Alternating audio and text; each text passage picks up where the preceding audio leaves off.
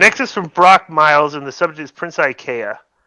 Hello. In late 1996, Prince Ikea came out of nowhere and got a big push by WCW. By February 1997, he beat Steven Regal to win the television title, and pretty soon after this, Ikea slid out of the main card into a mid-carder, then he was hardly being booked at all. What happened with Prince Ikea? Was it because he didn't move the needle, or was there something behind the scenes that went down? Alex writes that he had to be hospitalized in 1997 after Ikea gave him a reckless enziguri kick to the back of the head. Did that catch him any heat? And that's from Brock. Yeah, that would catch you heat if you hurt somebody.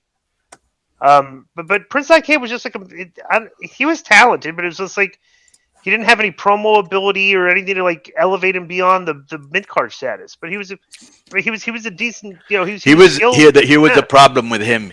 He was very talented in a place with a lot of great talent. You know what I'm saying? Right. Next is from Gary Hands, and the subject is Angry Bischoff. First of all, the Billy bashing on the show has to stop. No email is ever going to convince Conan to drop Billy from the show, so it's honestly becoming quite boring to always hear people pointing out that Billy is a boring snowflake who reports fake stories, gives betting tips, and is also a total snowflake who can't handle even the slightest form of criticism because he's a big snowflake. So let's not have that anymore. I'm sure you guys have seen the clip of Eric Bischoff on a very recent episode of 83 Weeks that had Bischoff going off on Meltzer. It was incredible. My question is, though, K100, exactly where did this anger come from? I mean, I know that Meltzer has reported fake stories for a long time, a lot of what Billy's doing today, but Bischoff seems to legitimately hate this guy. Do you guys have any news of what the source of this is? Do you want to see any of this? I didn't see any. I did. I watched the clip. Well, can you play? He goes off on Dave just like I did or we did about how the wrestling awards are a joke. All right. Right. Well, let me hear it because it's too long of a clip. Yeah, I'll scroll through it, dude. All right, go ahead. The Observer newsletter and the people that vote within it are a collection of. It's basically a circle jerk.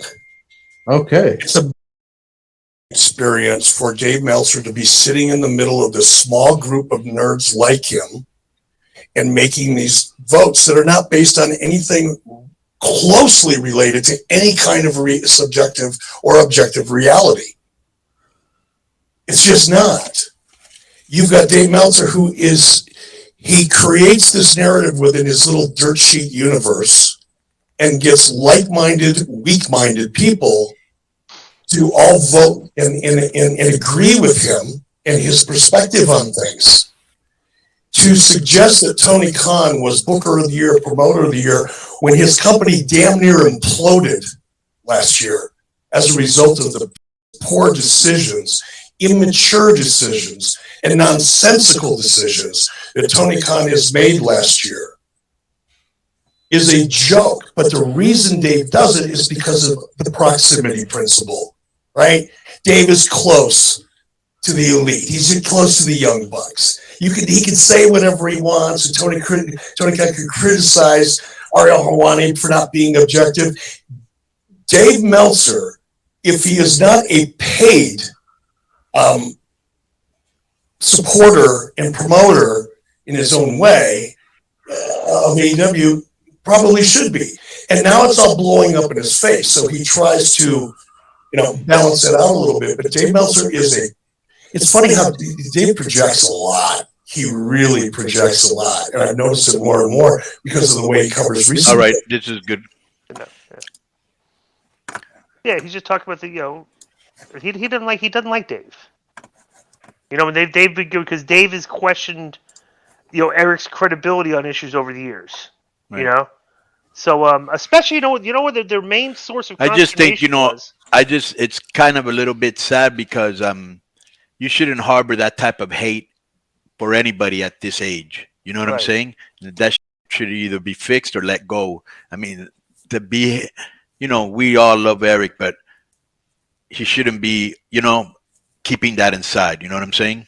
Right. I will say this though. I think their main source of consternation was the reporting that like Eric's what's the word? Like Eric's recollection of his dealings with Bret Hart, right, and like his version of the stories and Dave's version of the stories are like two completely different things, right? And that's always been like one of the main things that like Eric was talked about, like how Brett was, kind of really not involved much when he came back. He came in and like had kind of like a laissez-faire attitude, and didn't really bring much to the table, like all that stuff. But Dave had like different, because Dave reported stuff that was contrary to what Eric was saying. Right. That was their main source. But Eric's point is like, Dave, who are you getting your information from? Right. It's like, I'm telling you my thing. I know it's true. You're giving me a different version because you're getting the story from somebody else. Right. You know what I'm saying? And that was always a major, which is a very valid point. A very valid point. You know what I'm saying? So that's where they like. You remember that, Joe? Like you've heard Eric talk about the Bret Hart. Yeah, Right? and there was another point of contention was that Dave insisted that Eric offered Bret a contract earlier on in '96, and Eric's always denied it. But then I think Dave showed an actual copy of one of the pages out of the contract, because either Bret sent it to him or posted it or whatever, and so there's been a disagreement over that too. Eric always saying Dave's full of about it. He thinks he's a grifter, and that's what he's always called him. Right. Okay, so next is from Mr. Philadelphia, Anthony Hunt. Anthony Hunt. Subject is MJF versus Roman Reigns. K100 crew. Greetings, crew. Hope all is well with you. Well, if the media scrum, MJF totally buried Meltzer. My question is, with MJF brief title reign, how can he even think he's the GOAT? He does not have the resume Roman Reigns has. You guys need to look into this AEW pay-per-view. They're saying it's the greatest Iron Man match and greatest attendance record for AEW. I'm not hating, but I don't think MJF moves the needle like Moxley did. Do you think AEW is hyping the wrong guy? Never thought I'd defend Reigns, but MJF is out of his mind. Seriously, Anthony Hunt. Bro, MJF is cutting a promo to try and promote himself. He's wrong. He's just cutting promos. That's what the guy does. I don't know. What you got any comment on this, Conan? What was the question? Is AEW hyping the wrong guy? Of course not, bro. He's the most must-see wrestler they have. You want to see what he's going to do next. You want to hear his promo. Nobody else in that company I can think of I feel that way about, except him, And he's always thinking outside of the box and doing creative. Does it all hit? No, but he's out there experimenting and doing cool. He's the man over there to me. Next is from Brian Dunlap. Here's our guy that has Dunlap has the booking ideas every week. This is an interesting one. Subject is Top Dolla's booking in WWE. This is Dollar an interesting store. hello. Listen to this, Conan. Hello, Conan, Disco, Joe, and Conan's dogs. Dogs are over. Okay, is this going to be a running gag now with the dog? Well, your dogs were prominent characters on the show. Oh, the dogs. All right. Yeah, your dogs that come through the door. Right. Like there's been a thing lately, Well, especially because we're putting the videos up on YouTube now. Right. So. Yeah, because now we have the video mailbags on YouTube, so everybody's been seeing the dogs live every time. They used to be just audio. They ain't afraid to do an unannounced run-in. Right. We all agree Top Dollar showed some promise when he turned heel on Ricochet. Ruthless aggression would be the expression I'd use, but it's quickly dwindled. Top Dollar's momentum has seamlessly gone down the tubes in recent weeks, and Top Dollar hasn't won a match since January. An issue with his booking is that Top Dollar should really be in the singles division instead of mostly doing tag team matches, especially considering they predictably won't be able to compete with the Usos' Bloodline storyline. I'm not saying WWE should break up Hit Row, but give Top Dollar some squash match wins over jobbers. Dollar can cut a promo about how he searched his opponent's Twitter history, saw a bunch of trash talk and disrespect shown toward Top Dollar. The frontman of Hit Row could use that as part of his character before laying out a butt whooping. What do y'all think? How would you book Top Dollar on WWE at this point in time? I'd put those. The only thing I would do with him is take those videos he was doing on YouTube and put them on the show. They were pretty good. Do you agree with that? Yep. Yeah, it's really not much of a change or anything. It's just something that they should go ahead and do. So, all right. Next is from Carlos. Carlos Hernandez. Subject is finish for WrestleMania main event. Hey, Conan, Disco, and Joe. Hope you're all doing well. I was on Twitter and saw fans talking about how in the recent Cody Rhodes and Roman Reigns face-off and Roman Reigns laid the two championships down. The Universal Championship is facing Roman and the WWE Championship is facing Cody. I know what you're thinking. Ugh, who cares? But hear me out.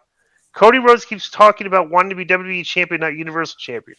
Roman Reigns has been Universal Champion since August 2020. Could Cody Rhodes end up going over Roman Reigns clean, getting both belts, celebrate the next night of Raw, only to be confronted by Paul Heyman?